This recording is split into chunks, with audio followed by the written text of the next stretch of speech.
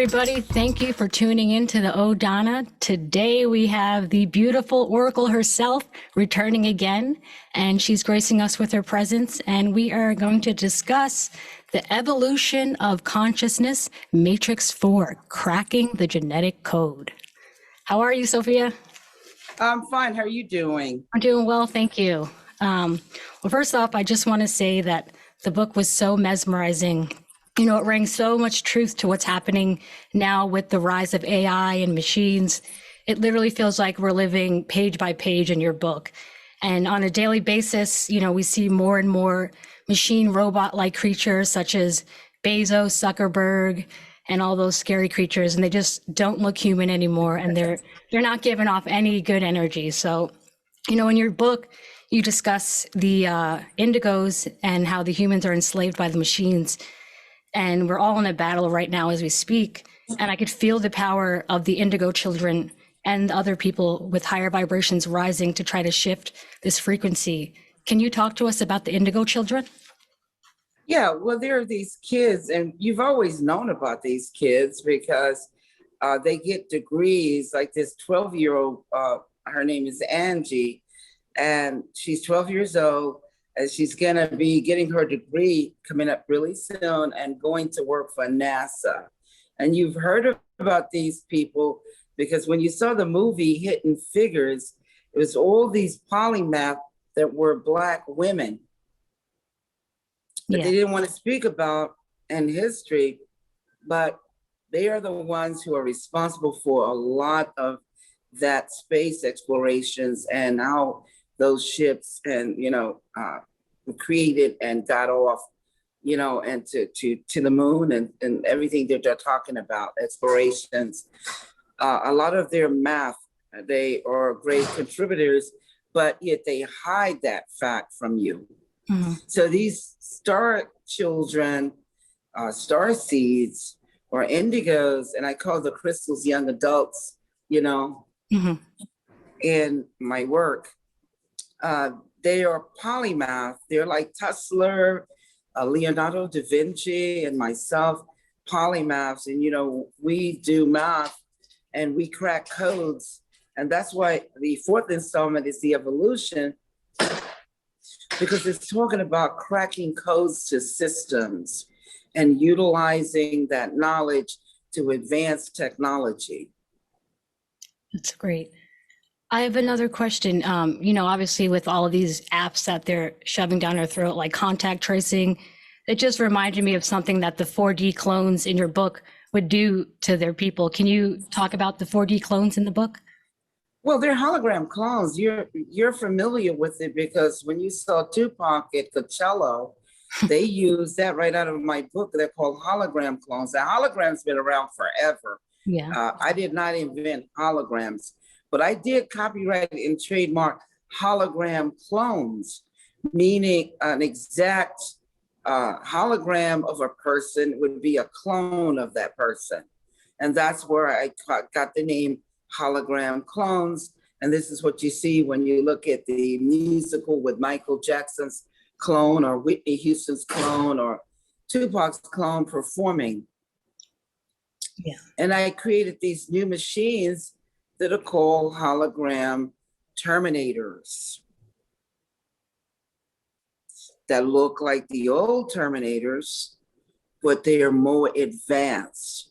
Did you notice that when you were reading? Yeah, they were way scarier. They had way more power. Exactly. Yeah. Much more scarier and much more harder to defeat. Mm-hmm. Yeah. For Neo. Yeah. And the rebels. Yep. Can you talk about Jason and Naobi? There's them in the movie? Yeah, Jason and Naobi, they are now what you would call the crystals because they're like in their 20s, but they started out just like what I was talking about as indigo kids. Yeah. And they're gifted kids, which go into the young adults called crystals. And they have all of these, what you call gifts. Mm-hmm. That are very amazing. And you saw the stuff that they were performing in the fourth installment. Yeah. And I want to show this to people because they talk about these kids in school where they can sleep on a book and they know everything in the book. Can you imagine that? They are well advanced in mathematics. So people need to get the book so they can see the virtual penal system. Can you imagine a virtual penal system where you don't live in a physical jail anymore, but you have these white laser rings around your body and around your arms, and everyone knows you're in jail, but you're free to speak to people. But if you reach out and grab someone, you activate the ring, especially when you plan to do harm to someone. Mm-hmm. Or you go out and you steal a purse, you activate the ring, and the ring will cut your hand off and also heal you from bleeding. And if you run from Homeland Security, we can activate the ring to cut your legs or your feet off. Or if you capital punishment, do kill somebody or harm somebody, can activate the ring to cut your head off. So a fan, when he was listening to this new technology, he was like, please, please don't give that technology to Homeland Security. Because as you know, I'm talking about in the book where this was 11 years ago. The book has been out since 2010, selling around the world because I got 2 to 3 billion fans globally. I have 250 million fans locally that love Matrix and Terminator. So I am talking about in the future, 11 years before all of this pandemic, I'm kind of telling you how the future is going to happen, what it's going to look like in Vegas, the new city, and how they're not going to be able to afford to take care of you in the prison system, to feed you, to give you medical treatment. They have to create these virtual businesses and virtual penal systems. And they have to let these people go because everything in the future gets to be very, very cost effective, or as you would say, very costly. Mm-hmm. So now we have these new prisons system, the virtual penal system, where Homeland Security actually take you when you commit a crime, you're caught via satellite, you're caught on tape, because now in the future, the satellites will zoom in on you, because there will be, just like Enemy of the State with Will Smith, no more privacy, where the satellites can actually zoom in on you,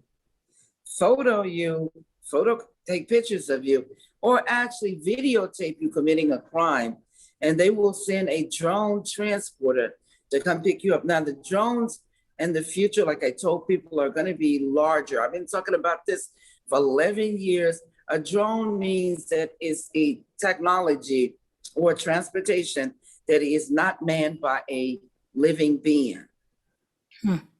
The drone is in charge of this transportation. It could be a car, which you see the drone cars a long time ago, but I was talking about them before they even came out, where you will see drone transportation because there will be no physical people flying the planes anymore. Will be drone transportation. And drones, like I said, they will create a bigger drones where they'll send a drone to come pick you up after you're being monitored by your correction officer or your parole officer via satellite at home or at a place where there's nothing but cameras and artificial intelligence, the AI operating everything in the world. Oh, God. And they will fly in, zoom in, open up like a claw, suck you in and sedate you, because so many people are computerized savvy that they can mess with the drones and reprogram them, and they will not have that to happen. Yeah. They're going to sedate you on your way back to Homeland Security, put you on a gurney, wheel you in, and insert a chip the size of a pinhead, a microchip, inside your delicate part of your brains, so that way you can't take it out, because you can dig it out of your arm, you can dig it out of your leg, you can go do an x-ray and see wherever it is on your body and actually expel it, take it out. And they don't want that. So they're going to put it in a delicate part of your brain, because anybody tampering with the brain can actually damage the brain. So it won't be available to come out there unless you're with some phenomenal surgeon that knows what he's doing there. Well, I'm sure you heard of Elon's, the chip that he wants to put in the brain and the skull. It's basically the same thing. I don't know why people would ever want to do Well, that. Elon Musk he's copying off of Sophia Stewart, sweetie. I was talking about this chip 11 years ago. Open up your book Yeah. and look at the copyrights of the book. What does it say? 2010, baby. Okay, that was 11 years ago. So where is Elon Musk getting his information from?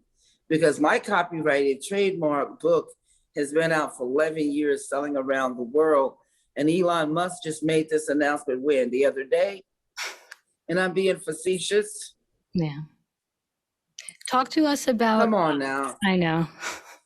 Talk to us about the faceless ones. It's a joke to me. Yeah. Huh?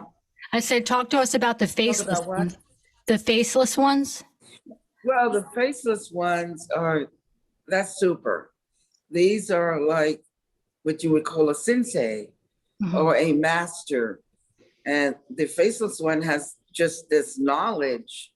And when Neo goes to see him, this faceless one is carrying some valuable information that is going to help Neo to succeed on his journey to overcoming and destroying these future hologram clones and machines that are more advanced than the first ones in the Matrix and Terminator.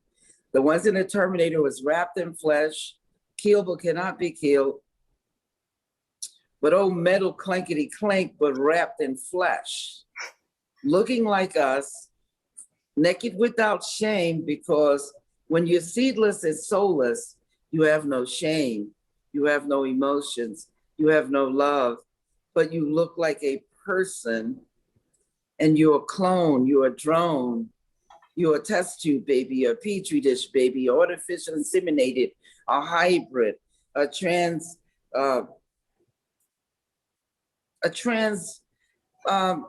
transformation, a gender bender, a gender manipulated baby created in the laboratory by man. Yeah. What is a You see my psychon? points? Yeah, I do. For somebody reading the A book. psychon would be just like the angels used to have this halo over their heads, or this light, or this glow. What people call auras is really a psychon. That's what a light above you. And those lights, whether they're red, they're green, they're yellow, whatever color they are, you can read someone's aura. That's beautiful. Love it. One of the I characters. just gave it a name. Yeah, it's so beautiful. I love it. One of the characters that stood out to me was the clown. You know, he had the same energy of all these globalists pushing these agendas. Can you break down the clown in the book? Well, the clown is symbolic to people who are ruling, the ruling class.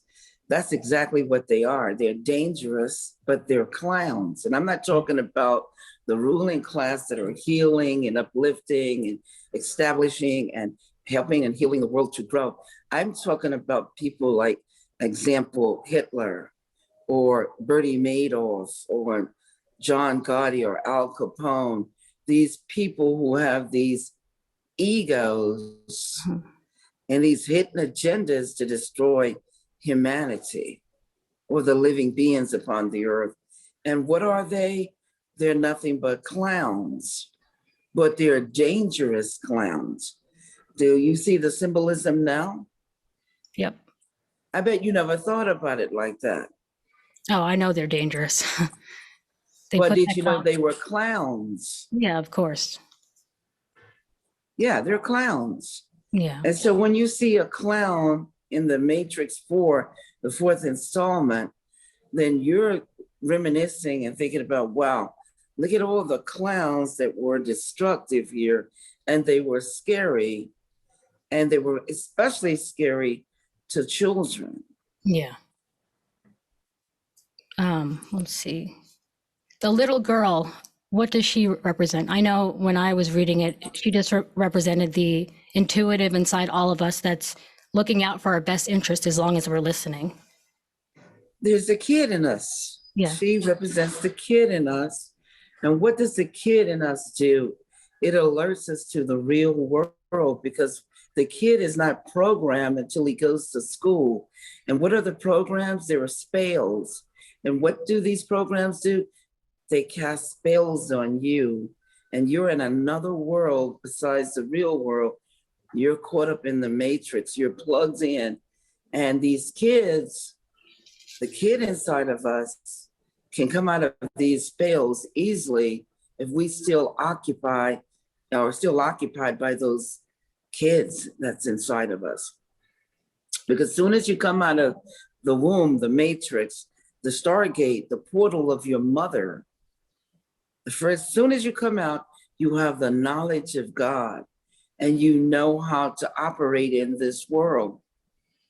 But when you get to a certain point, they put you in school, they start instilling the programs or the spells, and then you get locked in and you become robotic, and you become a robot, and you forget everything, and you have to learn everything all over again, just like was paralyzed, or you're learning how to walk again, or learning how to speak.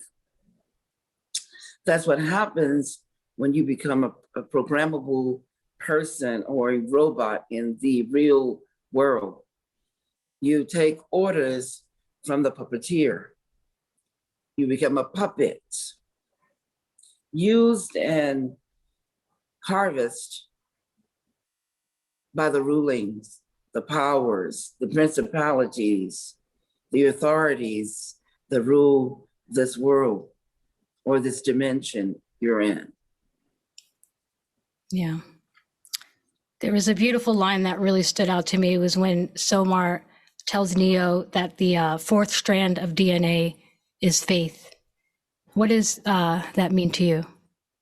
It means a lot to everyone, not just to me, because there are a lot of faith believers out there, a lot of faith-based people who knows that they can believe and see and create without seeing. Now, the unbelievers and those who have to have proof, those are the ones that, for lack of knowledge, they believe more in stigmata.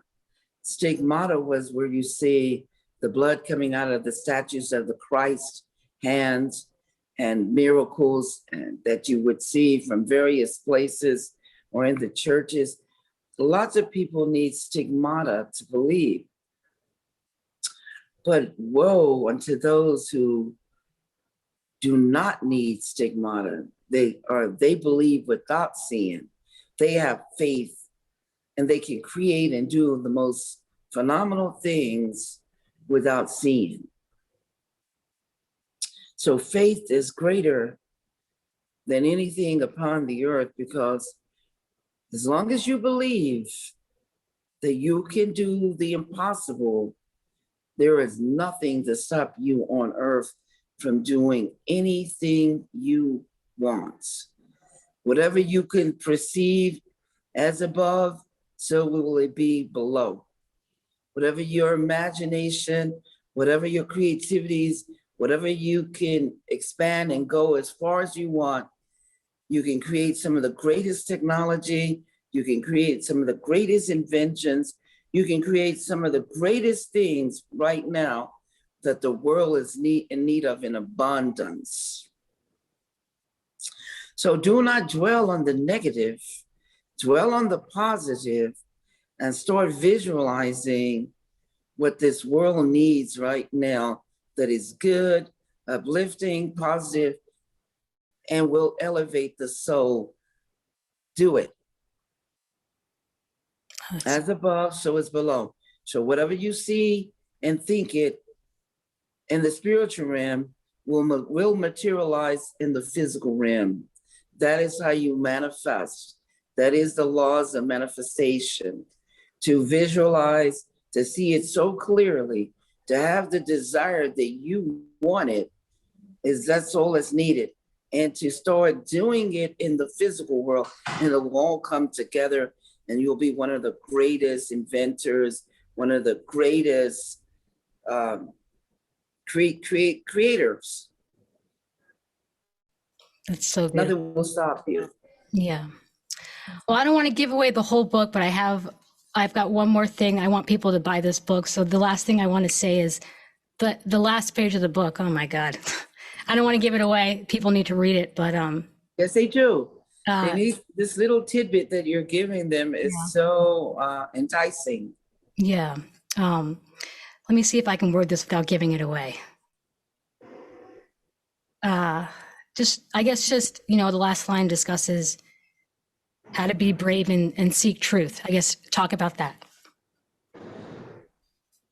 Listen, there's a lot of things that are going to come and try to knock you down here on earth and this dimension. And there's a lot of things and people, trolls, that are actually haters, and they won't just go out and do on their own. They have the gifts, they have the knowledge, and they could do so much, but they're actual haters, trolls that are just sent to confuse, sent to issue out ignorance.